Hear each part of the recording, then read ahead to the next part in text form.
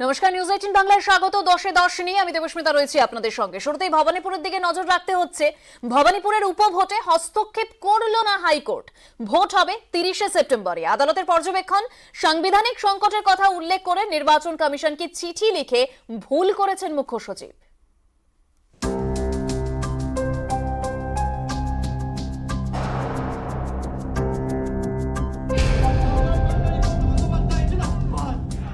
বৃহস্পতিবার মমতা বন্দ্যোপাধ্যায়ের কেন্দ্রীয় উপনির্বাচনে আর কোনো আইনি বাধা রইল না। নির্বাচন কমিশনের সিদ্ধান্তকে চ্যালেঞ্জ করে দায়ের হওয়া মামলায় কলকাতা হাইকোর্টের রায়। ভোট প্রক্রিয়া যেহেতু শুরু হয়ে গিয়েছে, তাই এতে হস্তক্ষেপ করবে না আদালত। ভোট প্রক্রিয়ায় হস্তক্ষেপ না করলেও মঙ্গলবার হাইকোর্টের ভারপ্রাপ্ত প্রধান বিচারপতি রাজেশ বিন্দাল পর্যবেক্ষণে লিখেছেন, সাংবিধানিক সংকটের কথা উল্লেখ করে ভোট করানোর জন্য নির্বাচন কমিশনকে চিঠি লিখেছেন মুখ্য সচিব, ভুল করেছেন। ভবানীপুরে উপনির্বাচন না হলে কেন সাংবিধানিক সংকট হবে, চিঠিতে ব্যাখ্যা দেননি তিনি। সরকারি কর্মীর বদলে ক্ষমতাসীন পার্টির দলদাসের মতো আচরণ করেছেন মুখ্য সচিব।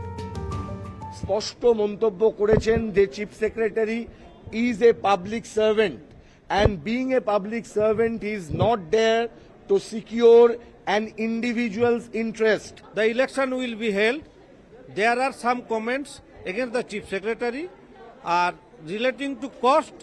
It will be heard on 17th November. আর কোনো বক্তব্য দেননি। উপনির্বাচনের খরচ কে বহন করবে তা ঠিক করতে 17 নভেম্বর ফের শুনানি। কাউকে জরিমানা করে এই অর্থ আদায় করা হবে কিনা সে বিষয়েও সিদ্ধান্ত হবে সেই দিনই। ভবানীপুর উপনির্বাচন ঘোষণার পর থেকেই সরগরম রাজ্য রাজনীতি। প্রকাশ্যেই নির্বাচন কমিশনের সিদ্ধান্ত নিয়ে উষ্মা প্রকাশ করে বিজেপি। যদিও আদালতে যাওয়া নিয়ে দ্বিমত ছিল পদ্মের ঘরে, এদিন আদালতের রায় ঘিরেও তুঙ্গে তর্জা।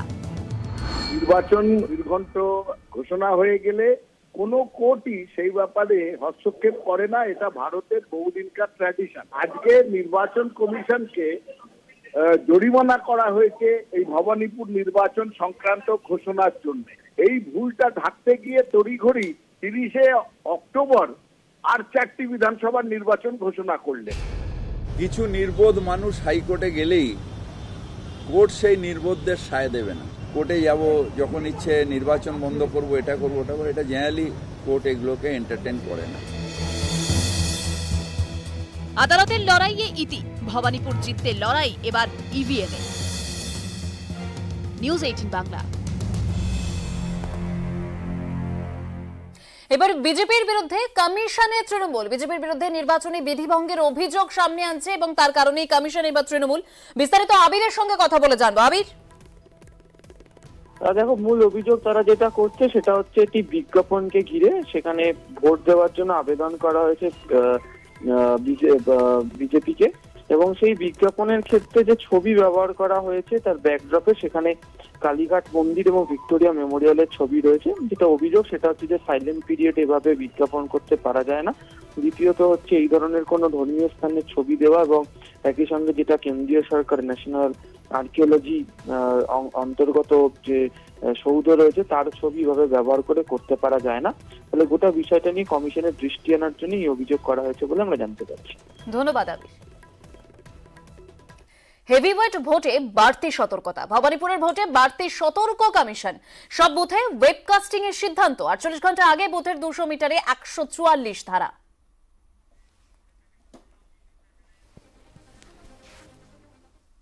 ভবানীপুরের শেষ দিনের প্রচারে ধুন্ধুমার। এ নিয়ে তৃণমূলের উপর চাপ বাড়াতে দিল্লিতে নির্বাচন কমিশনের দরবার এবার বিজেপি। এদিকে শতপ্রণোদিত মামলা রুজু করে তদন্ত শুরু করেছে ভবানীপুর থানা, গ্রেপ্তার 8।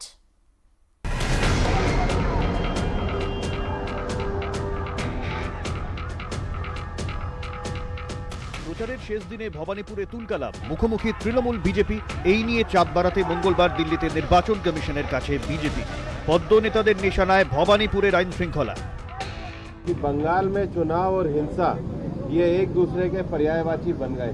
चुनाव आयोग को सख्त कार्रवाई करनी चाहिए, संबंधित अधिकारियों पे कार्रवाई करनी चाहिए। राज्य सरकार से चुनाव आयोग ने रिपोर्ट भी तलब करी है। हालांकि राज्य सरकार ने अपनी रिपोर्ट में कहा है कि उन्होंने 8 लोगों को गिरफ्तार किया है, पर हमारा ये मानना है कि ये लीपापोती है। একটা নাটক তৈরি করেছিল, কিন্তু কুশীলবদের ভালো করে রিহার্সাল দেওয়ায় দুই প্রতিনিধি দল দু ধরনের কথা বলছে। ভবানীপুরের মেয়েকেই চায়, এই ইঙ্গিত দিচ্ছে ভবানীপুর আগামী 2024-এ কি হবে, তাই ভয় পেয়েছে ওরা। ভবানীপুরের ঘটনা নিয়ে সোমবার থেকে দুই মত বিজেপির অন্দরে। ভোট স্থগিতের দাবি তোলেন দিলীপ ঘোষ, অথচ তেমন কোনো দাবি কমিশনের কাছে জানায়নি বিজেপি। এরই মধ্যে ভবানীপুরের ঘটনা নিয়ে তৎপর প্রশাসন। শতপ্রণোদিত মামলা রুজু করেছে ভবানীপুর থানা। অশান্তি ছড়ানো, মারধর, হুমকি সহ একাধিক অভিযোগে মামলা। তদন্তে নেমে পুলিশ 8 জনকে গ্রেফতার করে, প্রত্যেকেই জামিনে মুক্ত। ভবানীপুর থানা স্বতঃস্ফূর্ত মামলা রুজু করলেও ভোটের আগের দিনগুলো, এমনকি ভোটের দিন নজর রাখবে শুধুমাত্র বিভিন্ন জায়গার মতো এই জায়গাতেও। বিভিন্ন সময় তারা যেমন টহলদারি চালাবে, তার পাশাপাশি যাতে কোনো অশান্তি না হয় তার জন্য খবর নেবে। প্রয়োজনে কেন্দ্রীয় বাহিনীকে দিয়ে রুট মার্চ করাতে পারে। না না, এখানে শান্তিপূর্ণ এলাকা, এখানে সব কিছু ঘটে না। কালকে দিনে যেহেতু একটা দুর্ঘটনা ঘটে জানি না কি বিদ্যন্তনে কি ঘটেছে, কি হয়েছে। এখানে স্বাভাবিক বরাবরই ভোট শান্তিভাবে হয়। এদিন পিটিএসএ স্পেশাল সিপি 2 দময়ন্তী সেনের নেতৃত্বে বৈঠক হয়। লালবাজারে বৈঠক করেন কলকাতা পুলিশ কমিশনার। ভবানীপুর কেন্দ্রের উপনির্বাচনের জন্য যে ডিসিআরসি সেন্টারটি করা হয়েছে শাখাবাদ মেমোরিয়াল গার্লস হাই স্কুলে, সেখানে প্রস্তুতি কার্যত তুঙ্গে। আগামীকাল সকাল থেকেই কিন্তু ভোট কর্মীরা তারা ইভিএম সংগ্রহ করবেন এবং তারপরে ভবানীপুর কেন্দ্রের 250-টিরও বেশি বুথে পৌঁছে যাবেন ভোট কর্মীরা। প্রস্তুতি তুঙ্গে, অপেক্ষা মহারণের। নিউজ 18 বাংলা। হাইকোর্টে ধাক্কা বিজেপির। পিএসসি চেয়ারম্যান থাকবেন মুকুল রায়, সিদ্ধান্ত নিল না হাইকোর্ট। মুকুলের বিধায়ক পদ খারিজ নিয়ে স্পিকারের সিদ্ধান্তেই লুকিয়ে পিএসসি সিদ্ধান্ত। পর্যবেক্ষণে আদালতের। 7ই অক্টোবরের মধ্যে সিদ্ধান্ত স্পিকারের।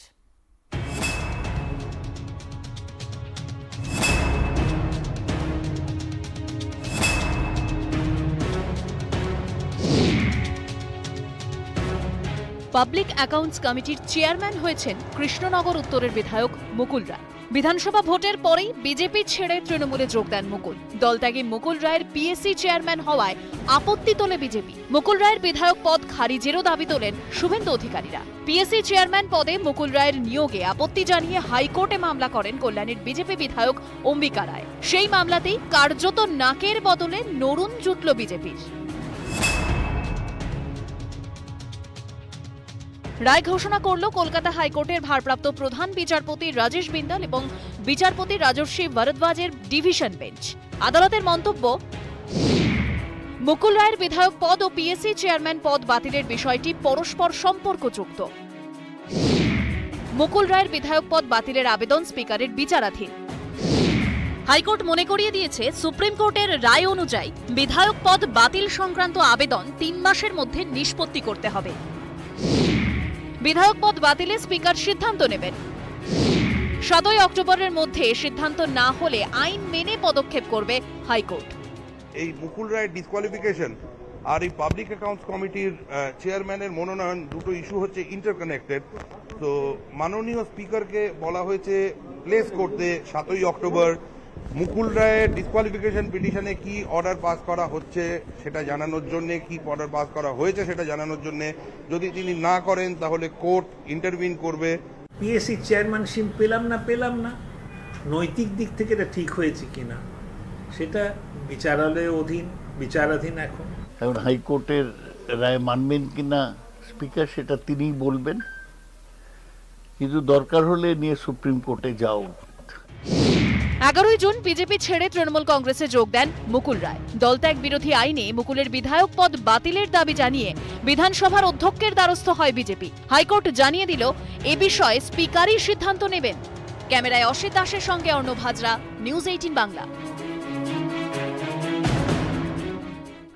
এদিকে যা জানা যাচ্ছে যে দিল্লিতে নাড্ডার বৈঠকে ছিলেন না দিলীপ। দিল্লিতে দিনভর সাংগঠনিক বৈঠক, রাজ্য বিজেপিতে রদবদল নিয়ে আলোচনা হয়েছে বলেই জানা যাচ্ছে। আরো বিস্তারিত আমি অরূপের থেকে জেনে নেব। অরূপ, দিল্লিতে রাজ্য সভাপতি সুকান্ত মজুমদার যেরকম ছিলেন সেরকম দিলীপ ছিলেন। আজকে যেটা জানা যাচ্ছে যে আজকে সকাল থেকে দফায় দফায় বৈঠক হয়েছে। সেই বৈঠকে মূলত সূত্রপাত কেন্দ্রীয় পর্যবেক্ষক এবং বিএল পঞ্চায়েত সর্বভারতীয় সাধারণ সম্পাদক সংগঠন তাদের সঙ্গে বৈঠক হয়েছে। কিন্তু এই বৈঠকের শেষে 7:30 টাকার বৈঠক থেকে চলে আসেন এবং জানা যাচ্ছে যে তিনি আজ রাতেই দিল্লি থেকে কলকাতায় ফিরছেন। এদিকে বিশ্বস্ত সূত্রে যেটা খবর যে আজকে সন্ধ্যার পরে সর্বভারতীয় সভাপতি জেপি নাড্ডার সঙ্গে একান্তে বৈঠক করেছেন স্বাভাবিকভাবেই সাংগঠনিক বিষয় নিয়ে আলোচনা এবং সেই আলোচনায় দিলীপ ঘোষের না থাকা এই বিষয়টাকে কেন্দ্র করে। বেশ ধন্যবাদ। মোদী বিরোধিতায় একজোট, রাহুল গান্ধীর হাত ধরলেন কানাইয়া কুমার, কংগ্রেসে যোগ দিলেন গুজরাতের দলিত নেতা জিগ্নেশ মেওয়ানি। দেশ বিরোধীদের হাত ধরছে কংগ্রেস, পাল্টা তোপ বিজেপির।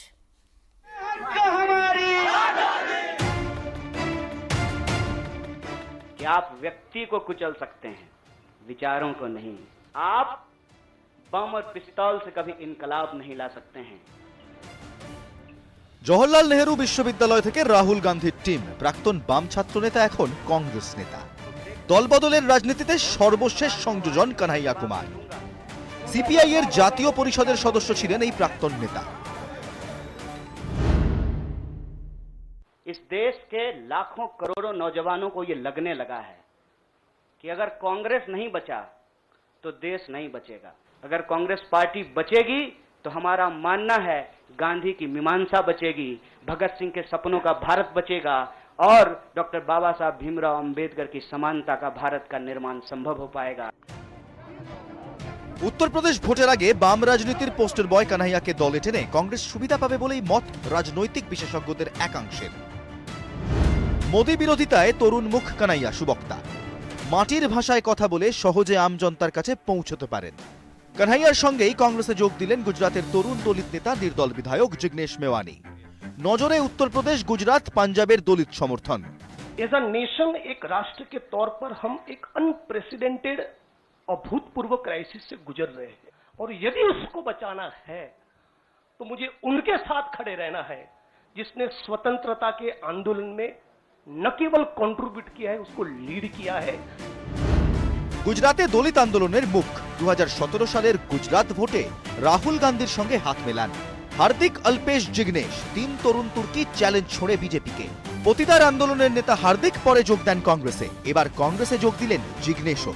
কানহাইয়াদের যোগদান নিয়ে তীব্র কটাক্ষ করেছে বিজেপি। বিজেপির আইটি সেলের প্রধান অমিত মালব্য টুইট, সার্জিক্যাল স্ট্রাইকের বর্ষপূর্তির দিন ভারত তেরে টুকরে হোঙ্গে খ্যাত কানহাইয়া কুমার এবং জিগ্নেশ মেওয়ানিকে কংগ্রেসের স্বীকৃতি দেওয়া কাকতালীয় নয়।